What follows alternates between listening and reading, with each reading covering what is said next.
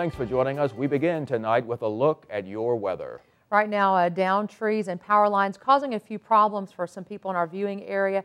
Power outages right now across West Alabama, a little over 8,400, and in the city of Tuscaloosa, nearly 4,000 people without electricity. We have video tonight at Colonial Drive that runs along the side of the quad near the center of the campus at the University of Alabama. And you can see where strong winds forced a large branch to fall off the side of a tree and block the entire street. So what's ahead for tonight? Chief Meteorologist Richard Scott is monitoring the situation and has a first look at your forecast. Hello, Richard.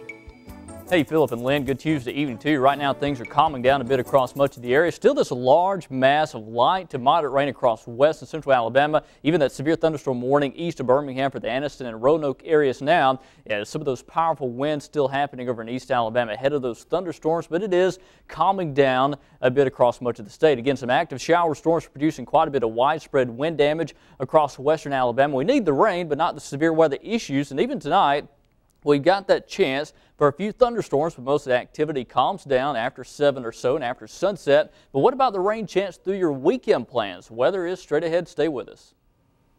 Researchers say reducing your sitting time to less than 3 hours a day could tack on an extra 2 years to your life. They say limiting TV time to 2 hours a day could add more than a year. But what if you're stuck behind a desk working all day? WVUA's Jennifer Edwards has some tips on how you can stay active and how one certified public accountant is standing up for his health in Your Health Watch. 3 years ago, certified public accountant Don Wood built a desk he could stand at to break up the long tax season hours. 10, maybe more, 7 days a week. So, to be able to break the monotony and to stand up a while. Now, if I'm working at my desk, I'll stand up to do research or, to look something up, and it really breaks up the day. Wood's desk is one way to stand up for your health. According to Charlotte Lewis with the YMCA, getting up and getting active is another option. We just feel it's important for your energy level, for your concentration at work, for your general lifestyle to be active for at least an hour a day.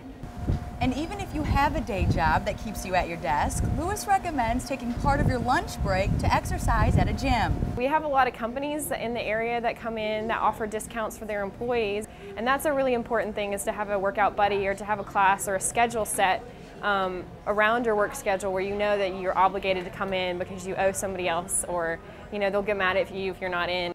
And even though you may be tired after work, instead of heading to the couch, Lewis says head to the gym. The thing is that once you actually start exercising on a regular basis, you get more energy, you feel better, you're active, it increases your metabolism, you can concentrate better, so it's easier to come into the gym after a while. It's just that first motivation that you got to stick through. Lewis recommends exercising 4 to 5 times a week. Reporting in Tuscaloosa, Jennifer Edwards, WVUA News. And if you would like to have more information on the classes at the YMCA or how you can become more active, you can find a link to the YMCA's website through our website. That's WVUATV.com.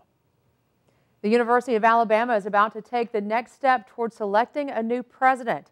Texas Tech University President Dr. Guy Bailey will interview with the UA System Board of Trustees tomorrow.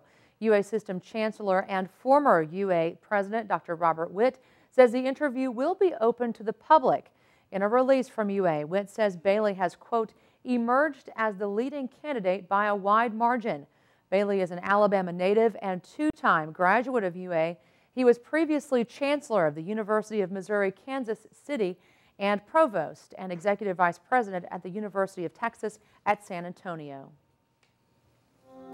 On your education watch, no child left behind. Alabama has now received a waiver from some parts of that law. The U.S. Department of Education's waiver has allowed Alabama to freeze the testing requirements under the No Child Left Behind law for the year 2011. Experts say the waiver will make it easier for public schools to make a passing grade. It will also allow Alabama to move toward a new testing system. The state hopes to measure student achievement by tracking the individual progress students make each year. Dr. Miranda Cassidy with Tuscaloosa County Schools tells us there are different ways to measure student success. There's a place for standardized testing, I think, but to be the sole determinant of success, I think finally we're seeing that's not necessarily a good way to do it. And Alabama is one of 26 states receiving a waiver from some parts of the No Child Left Behind law. Now on your home team crime watch, an apology from Joran Vandersloot. In newly released letters, Vandersloot says he wants forgiveness for the murder of Stephanie Flores, but he says he had nothing to do with the disappearance of Natalie Holloway. It's now been more than 7 years since Holloway vanished. International media is reporting Vandersloot said he has a history of psychological problems and took bad legal advice from his previous attorneys, and he says that's why he pleaded guilty in the Flores case. As we've reported, Holloway was last seen leaving a nightclub in Aruba with Vandersloot back in 2005. She was there on a graduation trip after graduating from Mountain Brook High School. Her body has never been found. Vandersloot is facing extradition to the U.S. on charges of extortion from Holloway's mother. He could be extradited in as few as 7 years. Classic rock fans, listen up. A legendary group is about to shake up things here in T-Town. Absolutely. Crosby, Stills, and Nash is bringing their summer tour to the amphitheater on Wednesday night. Crosby, Stills, and Nash is best known for hits like Southern Cross and Teach Your Children Well. Now, all that good music kicks off at 7:30 tomorrow night. Here's a look now at some of the upcoming concerts at the amphitheater. Dukes of September on July 28th, Merle Haggard, B.B. King, Chicago, and Kool and the Gang in August, and Kelly Clarkson in September. You can get more information at our website, WVUATV.com. Click numbers and links.